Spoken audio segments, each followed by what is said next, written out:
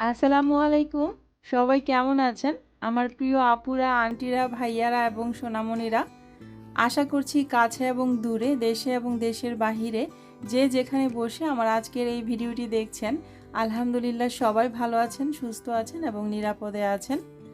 আমরাও পরিবারের সবাই বেশ ভালো আছি আলহামদুলিল্লাহ। আমি মনিরা, আমার চ্যানেল মনিরাস ওয়ার্ল্ড থেকে আপনাদেরকে আরও একটি নিউ লাইফস্টাইল ব্লগ দেখার জন্য বরাবরের মতোই ওয়েলকাম করছি। আশা করছি আপনাদের কাছে আজকের এই ভিডিওটিও ভালো লাগবে। আর আজকের ব্লগটি আমি শুরু করছি দুপুর থেকে। এখন 3টা সাড়ে 3টার মতো বাজে। এখান থেকে আপনাদের সাথে ভিডিওটা স্টার্ট করছি। আমার আম্মা চলে যাচ্ছে, আমার বাবা এসেছে আম্মাকে নিতে, তো আম্মার সাথে আমরাও বের হচ্ছি। আমি আর বাবু যাচ্ছি, আমাদের বেশ কয়েকটা কাজ আছে, তো আমাদেরকে রাস্তায় নামিয়ে দিবে আর কি। আর ওনারা চলে যাবে স্নেহাকে স্কুল থেকে নিয়ে। এই তো আমরা গ্যারেজে নেমে এলাম। আর অলরেডি আমরা গাড়িতে উঠে আল্লাহর নাম নিয়ে রওনাও করে দিয়েছি। আমাদেরকে প্রথমে নামিয়ে দিবে, তারপর স্নেহার স্কুল থেকে স্নেহাকে নিয়ে আব্বা আম্মা বাসায় চলে যাবে। আর এই তো আমরা কিন্তু আমাদের গন্তব্যে পৌঁছে গিয়েছি, আমাদেরকে নামিয়ে দিয়েছে আর আমার বাবা মা চলে যাচ্ছে। তো আম্মা কিন্তু অনেক দিন ছিল, একটু খারাপ লাগছে, তো যাই হোক আবারও আসবে। আমি প্রথমে ব্যাংকে কিছু কাজ ছিল, সেই কাজটা সেরে নিয়েছি, তারপর এখন চলে এসেছি সাইকেলের দোকানে। তো এখান থেকে বাবু কোন সাইকেলটা কিনবে অনেক দিন যাবতীয় অনলাইনে এসে দেখছিল। আর এই সাইকেলের দোকানটা কিন্তু সেই খুঁজে বের করেছে। সে যখন ট্রান্সপোর্ট দিয়ে স্কুলে যায় তখন এখানে একটা ক্যাম্পাস আছে ওদের, সেখানে যখন আসে তখন সে এই সাইকেলের দোকানটা আর কি খুঁজে পেয়েছে। আগে পরে তো ওর জন্য যা গাড়ি টাড়ি কেনা হয়েছে সব চায়না মার্কেট থেকেই কিনেছি, আমিও জানতাম না এই সাইকেলের দোকানের অ্যাড্রেসটা আর কি।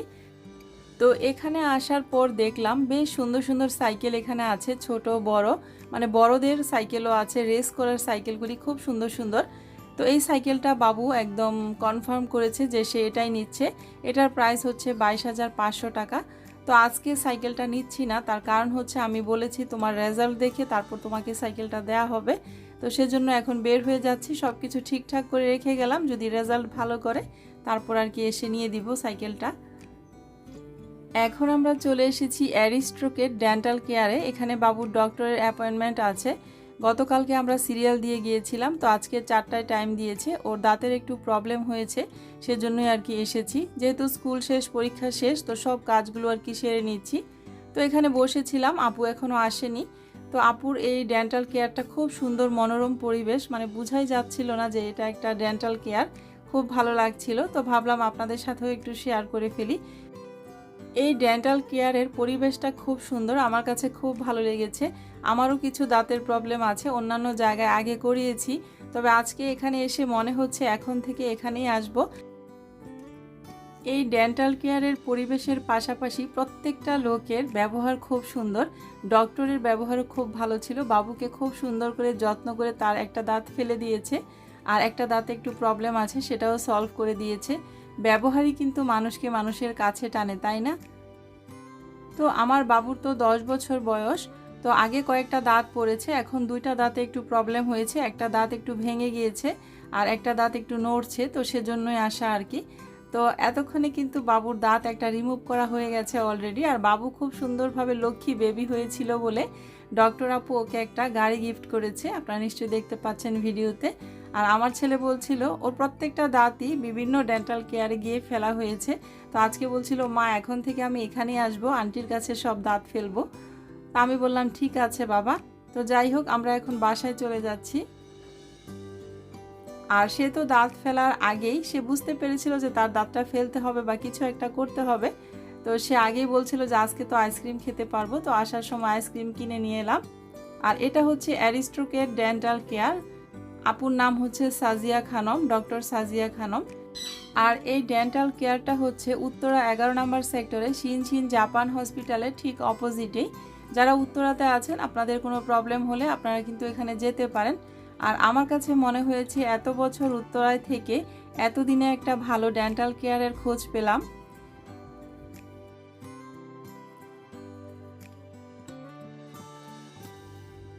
কিছুটা সময় রেস্ট নেওয়ার পর এখন চলে এলাম ডিনার রেডি করতে। তো এখানে আমি 5 পিস চিকেন লেগ পিস নিয়েছি। চিকেন ফ্রাই করব আজকে, আর চিকেন ফ্রাইয়ের রেসিপিটা ডিটেলসে আপনাদের সাথে শেয়ার করার চেষ্টা করব। আশা করছি পুরো ভিডিওটি জুড়ে থাকবেন স্কিপ না করে। চিকেন ফ্রাই করার জন্য আমার যা যা লাগছে, অল্প একটু হলুদের গুঁড়া, মরিচের গুঁড়া, কালো গোলমরিচের গুঁড়া আর অল্প পরিমাণ লবণ নিয়েছি।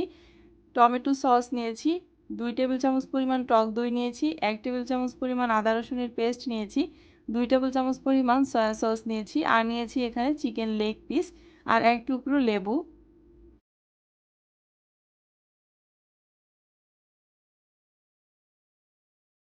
চিকেন ফ্রাই করার জন্য প্রথমে চিকেনের লেগ পিসগুলো একটু ম্যারিনেট করে রাখবো। তো চিকেনের লেগ পিসগুলোকে নাইফের সাহায্যে একটু দাগ করে কেটে দিচ্ছি দুই পাশে।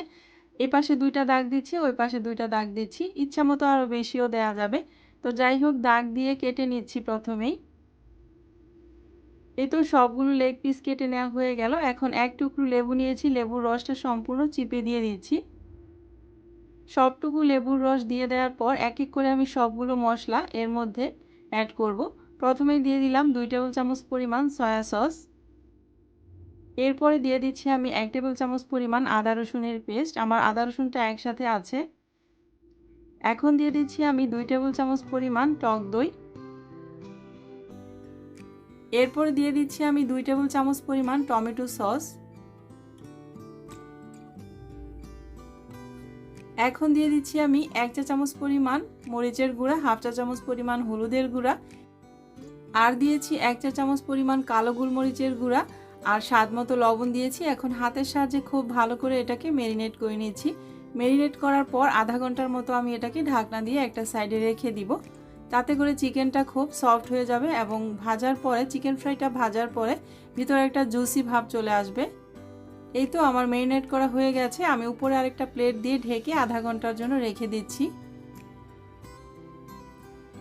আর এপাশ থেকে আমি কোট করার জন্য ময়দাটাকে রেডি করে নিচ্ছি। এখানে আমি 1 কাপ পরিমাণ ময়দা নিলাম, 2 টেবিল চামচ পরিমাণ কর্নফ্লাওয়ার দিচ্ছি, আর এর মধ্যে আমি 1 চা চামচ পরিমাণ মরিচের গুঁড়া অ্যাড করে দিলাম। আর কিছুই দিব না। ভালো করে এই শুকনো উপকরণগুলো একসাথে মিক্সড করে নিচ্ছি। তো হাতের এই কাজটা করতে থাকি, আর আমার ভাইয়া আপুদেরকে প্রতিদিনের মতো একটা ছোট্ট বিষয় মনে করিয়ে দিতে চাই। যদি কেউ আমার এই ভিডিওতে একটা লাইক দিতে এখনও ভুলে গিয়ে থাকেন, তাহলে প্লিজ ছোট্ট একটা লাইক দিয়ে আমার ভিডিওটি কন্টিনিউ করবেন। এখন চলে এলাম কিচেনে। একটা প্যান বসিয়ে দিলাম চুলায়, আর রেগুলার যে তেলটা আছে সেটা দিয়ে দিচ্ছি। আর এটা কিন্তু একটু ডুবো তেলেই ভাজতে হবে, যদিও একটু কিপটামি করছিলাম তেলটার ব্যাপারে। তবে যাই হোক, ভাজতে হলে খেতে হলে তো তেল ইউজ করতেই হবে। তো প্রথমে আমি ফ্রেঞ্চ ফ্রাইগুলো ভেজে নিব। ফ্রেঞ্চ ফ্রাইগুলো কিন্তু আমার ঘরে কাট করা, আমি এটা প্রসেসিং করে ডিপ ফ্রিজে রেখেছিলাম। প্রথমে ফ্রেঞ্চ ফ্রাইটা ভেজে নিচ্ছি। আর আজকে আমি ডিনারটা শেয়ার করার কারণ হচ্ছে, মনিরা ইসলাম আপু, আপনি অনেক দিন যাবৎ রিকোয়েস্ট করছিলেন আমি যেন ডিনার শেয়ার করি। তো আসলে সকাল থেকে সন্ধ্যা পর্যন্তই কিন্তু একটা ব্লগ শেয়ার করা হয়, রাতটা কিন্তু আপনাদের সাথে খুব বেশি শেয়ার করা হয় না, সেজন্য ডিনার শেয়ার করা হয় না। আর ডিনারে আমরা খুব একটা ভারী খাবার কখনো খাইও না। আমার বাসায় সব সময় ডিনারটা 7টা থেকে 7:30 কি 8টার মধ্যে আমরা সেরে ফেলার চেষ্টা করি। এরপর শুধু রাতে শোয়ার আগে বাচ্চারা দুধ খেয়ে ঘুমায়। 8টার মধ্যে ডিনার সেরে ফেলা কিন্তু স্বাস্থ্যের জন্য অনেক বেশি উপকারী। যারা একটু মোটা কম হতে চান তারা অবশ্যই 7টা 7:30টার মধ্যে ডিনার করে ফেলবেন। তো আমাদের কিন্তু আজকে 7:30 অলরেডি বেজে গিয়েছে। তো এদিক থেকে কিন্তু আমি 2 চুলাই রান্না করছি। এক চুলায় চিকেন স্যুপ রেডি করছি, আর এক চুলায় ফ্রেঞ্চ ফ্রাইটা ভেজে নিচ্ছি। ফ্রেঞ্চ ফ্রাই ভাজা হয়ে গেলে আমি এই প্যানের মধ্যেই বা এই তেলের মধ্যেই চিকেন ফ্রাইটাও ভেজে নিব।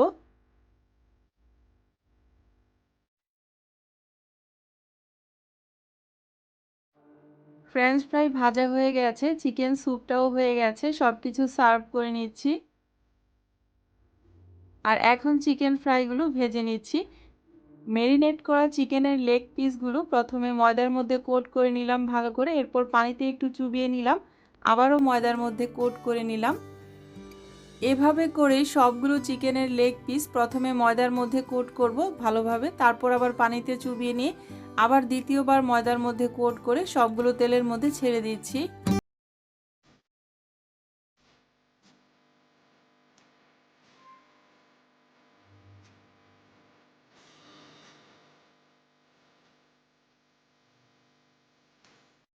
চিকেনের পিসগুলো একটু উল্টে পাল্টে নেড়ে দিচ্ছি।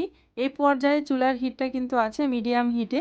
চুলার হিটটা যদি বেশি বাড়ানো থাকে তাহলে কিন্তু উপর থেকে পুড়ে যাবে আর ভিতরে চিকেনটা কিন্তু কাঁচা থেকে যাবে। সেজন্য মিডিয়াম হিটে রেখে চিকেন ফ্রাইটা ভেজে নিচ্ছি। যখন ব্রাউন কালার হয়ে যাবে তখনই নামিয়ে নিব।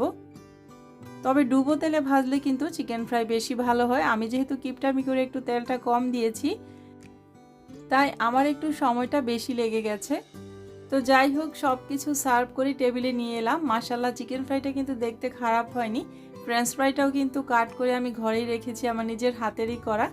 আর এদিকে করেছি আমি চিকেন স্যুপ। আর আজকের স্যুপটা খুব মজা হয়েছে। রেসিপিটা আর আপনাদের সাথে শেয়ার করতে পারলাম না, নেক্সট কোনো ভিডিওতে শেয়ার করব। তো সব কিছু রেডি করে টেবিলে নিয়ে এসেছি, বাচ্চাদেরকে ডাকছি। এই হলো আমাদের আজকের ডিনার। মনিরা ইসলাম আপু, আশা করছি আপনি আর রাগ করবেন না। আপনি বলেছেন ডিনার শেয়ার না করলে আপনি রাগ করবেন, সেজন্যই কিন্তু আজকে আপনার জন্য শেয়ার করা। Chicken soup, French fry, chicken fry প্রত্যেকটা খাবার খুব টেস্টি হয়েছিল। বাচ্চারা খুব মজা করে আজকে ডিনারটা করেছে। আমরা কিন্তু বেশিরভাগ সময়ই ডিনারে হালকা পাতলা খাবার খাওয়ার চেষ্টা করি, ভাত খুব একটা খাওয়া হয় না।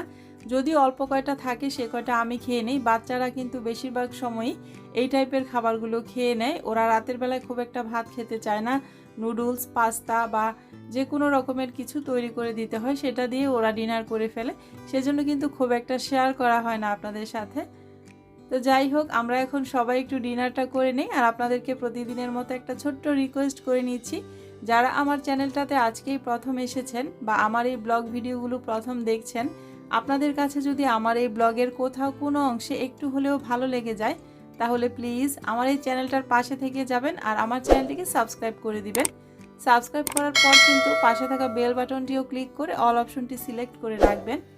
এতে করে আমি যখনই কোনো নতুন ভিডিও আপলোড করব আপনাদের কাছে নোটিফিকেশন চলে যাবে। আপনারা চাইলেই কিন্তু যখন খুশি তখন আমার এই ভিডিওটি দেখে নিতে পারবেন। আর যারা অলরেডি আমার চ্যানেলটির পাশে আছেন, আমাকে সাবস্ক্রাইব করে প্রতিনিয়ত সুন্দর সুন্দর কমেন্ট করে সামনের দিকে এগিয়ে নিয়ে যাচ্ছেন, তাদেরকে জানাচ্ছি অনেক অনেক ধন্যবাদ আর মন থেকে অনেক ভালোবাসা। সবাই অনেক বেশি ভালো থাকবেন।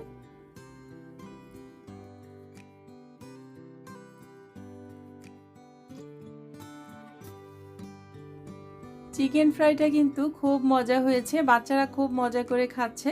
আর আপনাদের কাছে আমার আজকে চিকেন ফ্রাইয়ের রেসিপিটা কেমন লেগেছে এটা কিন্তু অবশ্যই কমেন্ট সেকশনে কমেন্ট করে জানাবেন। আপনাদের একটা সুন্দর কমেন্ট, একটা সুন্দর মতামত পেলে আমি পরবর্তী কন্টেন্টটা তৈরি করার জন্য অনেক বেশি উৎসাহিত হই। আপনাদের সুন্দর সুন্দর কমেন্টই কিন্তু আমাকে সামনের দিকে এগিয়ে নিয়ে যাচ্ছে। তো যাই হোক, সবার খাওয়া দাওয়া মোটামুটি শেষ। আমরা সবাই চেটেপুটে খেয়ে নিয়েছি, আপনারা নিশ্চয়ই দেখতে পাচ্ছেন। ডিনারে যা যা রেডি করেছিলাম সব কিছুই শেষ। আর এখন আমরা একটু কোল্ড ড্রিঙ্কস খেয়ে নিচ্ছি। আমরা আগেই শেষ করে ফেলেছি, কিন্তু বাবুর একটু দেরি হচ্ছে, যেহেতু ওর দাঁত ফেলেছে, এক সাইড দিয়ে খেতে হচ্ছে, সেজন্য ওর খাওয়াটা একটু দেরি হয়ে গেল। তো সবার ডিনার শেষ হওয়ার পর প্রথমেই টেবিলটা গুছিয়ে নিচ্ছি, মানে টেবিলটা ক্লিন করছি আর কি। যা যা প্লেট বাটি হয়েছে সব কিছু এখান থেকে কিচেনে নিয়ে যাব। আর খালা যেহেতু নেই, সব কিছু আমাকে ক্লিন করতে হবে। রাতের বেলায় আর করব না, যেহেতু ঠান্ডার সমস্যা, সকালে উঠে করব আর কি। ডাইনিং টেবিলটা ভালো করে ক্লিন করে মুছে নিয়েছি। আর সব কিছু শেষ হতে হতে এখন বাজে প্রায় 8:30টার মতো। আজকে একটু দেরি হয়ে গিয়েছে, কারণ বাবুর দাঁতের জন্য বাবুর একটু লেট হয়েছে আর কি খাওয়াটা। তো যাই হোক, 8:30টার মতো বাজে, খাওয়া দাওয়া শেষ। এখন আমরা আর কি করব, টিভি দেখব কিছুক্ষণ, তারপর ঘুমিয়ে পড়ব।